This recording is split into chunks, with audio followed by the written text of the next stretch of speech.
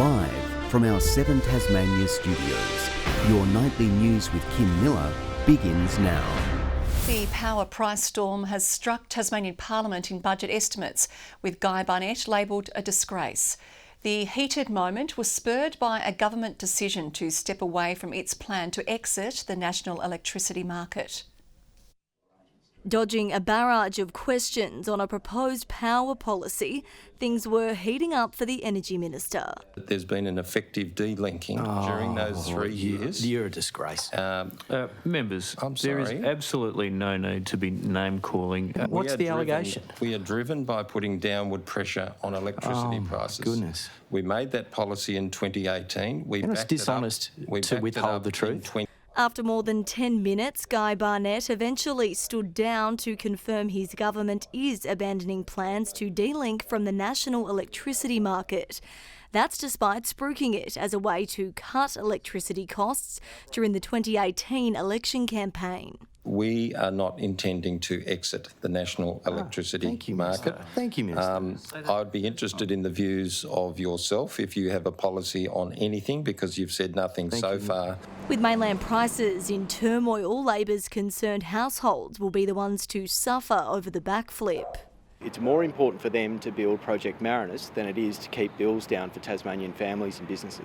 Guy Barnett will meet with the new Federal Energy Minister tomorrow, alongside other state and territory government ministers, to discuss the issue further, with the soaring cost of living already putting pressure on Tasmanian households. Our primary focus as a government has at all times been on putting downward pressure on electricity prices. In a separate hearing, Michael Ferguson faced scrutiny, accused of playing catch-up on public transport infrastructure spend. Our government is embarking on the most progressive agenda for public transport in decades, strongly supported by the Rail, Tram and Bus Union, actually. Day 2 of budget estimates seeing personal grievances aired to the masses. You don't want I just find you extraordinary sometimes. Do you? Yeah, okay. I do. Thanks for that. Not in a good way. I'm sorry you're having such a weak start to your big day. Grace Evans, 7 Tasmania News. A Tasmanian councillor has launched into an ugly outburst after being told to stop interjecting. David Grace shouted to a stunned audience he might go off his head, even challenging the Deputy Mayor to kick him out. It sounds like the start of WWE. You come and take me out. You're most welcome. Come across. You. But this is just the KC, Kingborough Council. You come across and eject me from the meeting, girl. Come out and have a... To the side, disbelief turns to distress. I'll be going off my head here one night and tear this place apart if you threaten me like that. My nerves are shattered. Leave the meeting right now. Go. As our representatives threaten to call Kingborough's finest. Are you leaving or am I calling the police? The stoush started when Councillor David Grace was warned to stop interjecting during a debate over rates relief. I'm getting very annoyed with you. Giving ratepayers more than they bargained for. Every single council meeting that he attends, he tries to disrupt. David Grace has been in hot water before and was ordered to take anger management courses 18 months ago, while LGAT, the body representing local councils, is calling for a review of the Code of Conduct. We continue to have the same behaviour. Councillor Grace and Deputy Mayor Joe Westwood later apologised, and all in the same week, voting for these councillors became compulsory. Tom Johnson, 7 Tasmania News. Inattention was the likely cause of a deadly crash on the Bass Highway last July, according to a coroner's report. A Victorian couple was killed instantly when their station wagon collided head-on with another car near Exton. The couple's 3 teenage children who were in the back seat survived. Witnesses say the family's car veered onto the wrong side of the road before the crash. The driver of the other vehicle and her 4-week-old daughter were not badly injured. The Bureau of Meteorology is predicting a cold spell to linger around the state for the next week, warming the hearts of Tasmanian ski operators. Ben Lomond is rushing to take advantage of an early dumping of snow, bringing forward the start of the ski season. Snow season setting in early this year, and with Ben Lomond already covered in an impressive blanket, ski operators are scrambling to open.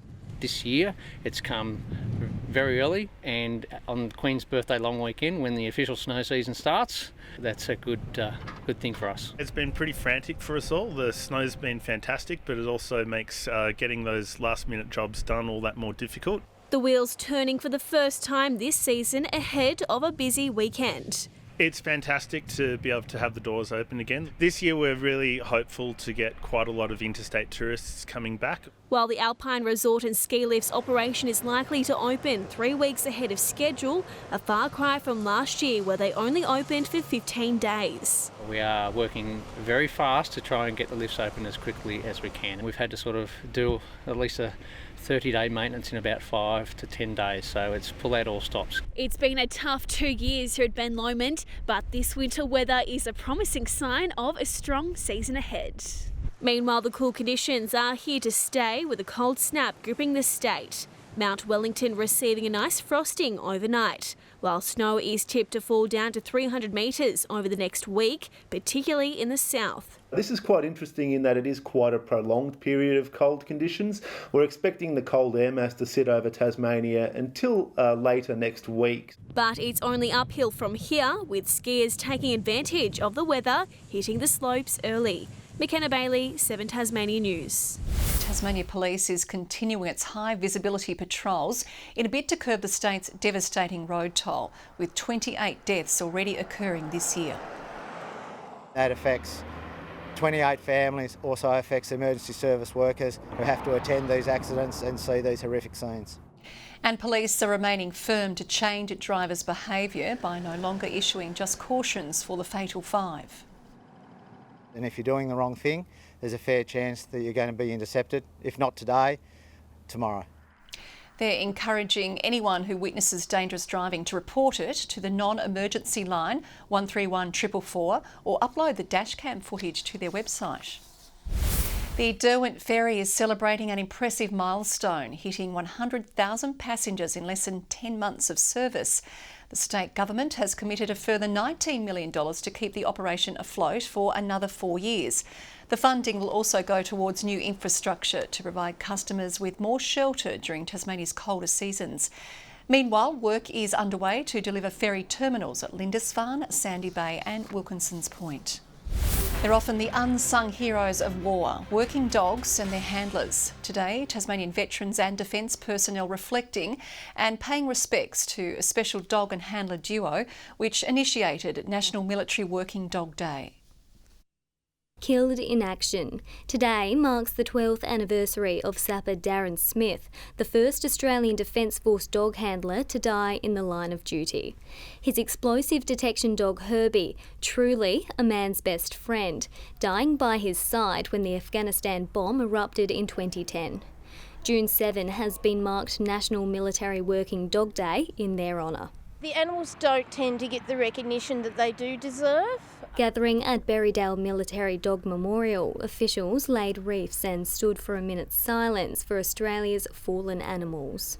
A lot of the times the dogs lay down their own life to save our own. This military veteran remembering the unbreakable bond he had with his canine counterpart Marcus in Vietnam. He slept with me, he ate with me, he lived every part with me. And recalling a time when the cost to bring working dogs home after battle was just too high. It was very emotional when my time to come home and I had to leave him there. Australia's military working dogs are responsible for an array of duties, including carrying messages through trenches, guarding army bases, sniffing out intruders and delivering ammunition or medical equipment. One dog and handler team actually performed the duties of over 35 men on the ground.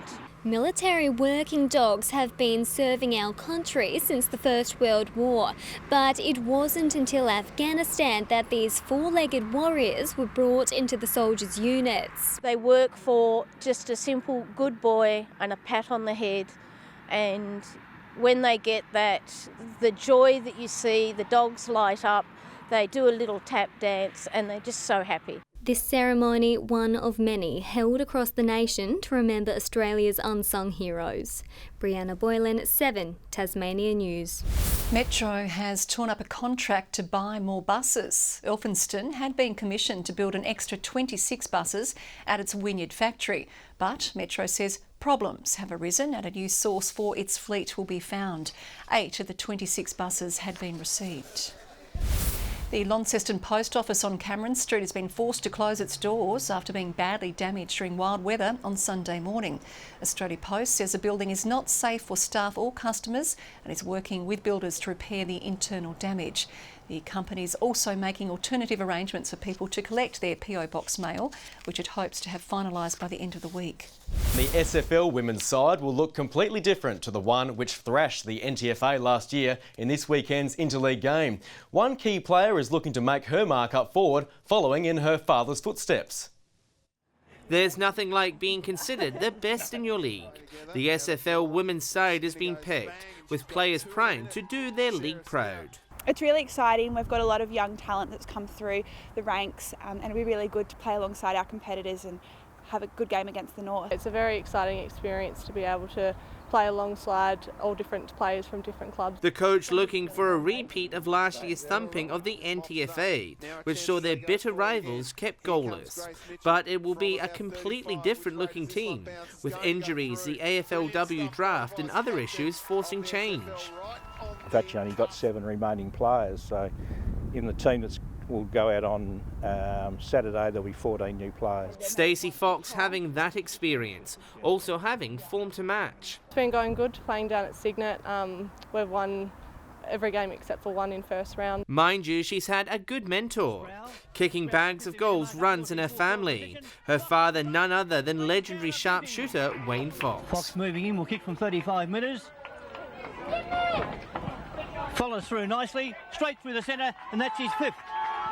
The team also confident playing at Utah's stadium will work in their favour. We've got a lot of speed and that's one of our biggest strengths, so we're going to utilise that. John Hunt, 7 Tasmania News. To cricket, Heather Graham is now a full member of the Tasmanian women's cricket program, signing a 2-year deal with the Hobart Hurricanes. The World Cup squad member has been a part of the Tigers' one-day cup side since 2020 and played in last season's premiership. But after plying her trade in the Women's Big Bash with the Perth Scorchers since its inception, she's now making the switch to purple. The all-rounder says playing under the one program was a deciding factor. Time to come and do a new challenge, and obviously playing for the Tassie Tigers as well, and off the back of their win last year was pretty enticing. In T20 cricket, I think experience means a lot, and I think Heather brings loads of experience with bat and ball and in the field. Graham is the competition's 4th highest wicket taker, while also averaging around 17 with the bat. The Northwest graduates have State Club Cup glory in their sights, with both senior squads playing in semi-finals this long weekend. The women are second in the Premier League after thumping Diamondbacks 5-1 on Saturday. They're now gearing up for a tilt at the finals.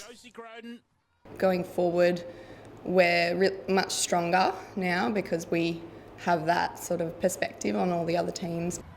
Meanwhile, the men left it late, defeating Diamondbacks at the death. They now sit 3rd on the table. We've had a lot of in and outs going through the first part of the year, and we're sort of starting to gel now, which is it's really pleasing to see some of the young guys actually really standing up. It'll be a case of deja vu in the Cup, with the men playing Diamondbacks on Friday. The women face OHA. A Tasmanian is diving into uncharted waters. Emily Maney is on the edge of a Commonwealth Games debut after being picked in the national diving team for Birmingham. The 25-year-old will compete in the 10-metre platform. She recently claimed bronze in the national championships. And a Tasmanian is pinning her hopes on claiming her first 10-pin bowling world title. Sarah Pennicott gave us an insight into what it takes to make the sports Super Bowl ahead of her trip to Sweden. 10-pin bowling, 10-pin bowling. I lost my baby at the bowling alley last night. That song's from well in the past, but Sarah Pennicott's looking to a bright future after being named as the only Tasmanian in the country's 8-strong team heading to the Under-21 World Championships. It's a feeling like nothing else, just to go away. It's exciting representing your country. This lieutenant of the lanes follows an army-like routine. Dry your fingers, powder the palm, and then wipe the ball. The pros have up to a dozen different balls in their kit, not unlike a golfer having their own set of clubs. Shiny, dull, different balls like reactive, plastic, bowling, lots of thumb swells. You have to have different sizes. And she won't know what to expect in Sweden. Much like a cricket pitch, each bowling alley is curated differently. Different oil gets laid onto the lanes and that creates different ways we have to play the shots. Although Pennicott played every shot right in March last year. That's her wrapping up her first and only perfect game. In the moment, it felt really natural. Like lots of times you get out there and you're shaking lots and it just doesn't feel like it's going to happen. But this night was really, it just felt like it was meant to be. And there's no such thing as beginner's luck. Time to pull the bumpers back up. She competes in a fortnight. Yeah, still gutted about that one, Kim. Oh dear. Perhaps it's just not your strong suit. No. Thanks, Tom. Good evening. Cooler temperatures across the state today. Hobart 8, 11 in Launceston and Devonport and 9 in Burnie. Smithton 10, 7 in Grove and Liawini 0. The satellite pictures show cold convective cloud extending over much of the state, although it's clear about the central north, Midlands and the northeast. Cold, unstable air extends across the south and southeast of the continent, following a cold front, while a band of middle cloud is over the coast of Queensland. Tomorrow's chart shows a cold southwesterly airstream over Tasmania with a front to pass south in the evening, and a strong high remains to the south of WA. Southwesterly winds of 20 to 30 knots, reaching up to 35 in the east during the morning and in the south in the evening. A gale wind warning is in place for east of Flinders Island tomorrow, as well as the east coast and southwest coast, while there's a strong wind warning for much of the state, including Franklin Sound. A sheep grazier's warning has also been issued for East Coast and South East districts, while there's a road weather alert for Western, Central Plateau, Upper Derwent Valley and South East parts of the state. And there's a bushwalkers alert for the Western and Central Plateau districts. 10 in Hobart tomorrow and showers in Geeveston and Bothwell. Cloudy across the north, 10 in Launceston and Devonport 12. Burnie and Strawn 11, showers in Curry. Partly cloudy in Swansea, St Helens 11 and Orford 10. Showers more frequent about the west, south and central areas on Thursday. Similar conditions on Friday with a possible small hail in the south. And no change on Saturday with snow falling to around 200 metres in the south in the evening. 28 in Cairns tomorrow, Sydney 15, showers in Melbourne and Perth 20. And right now in Hobart it's showers and 5, Launceston mostly clear and also 5 and clear in Devonport and 6. And that's all in weather for tonight, Kim. That is all your news for now. We'll be back later with updates. Thanks for your company. Good night.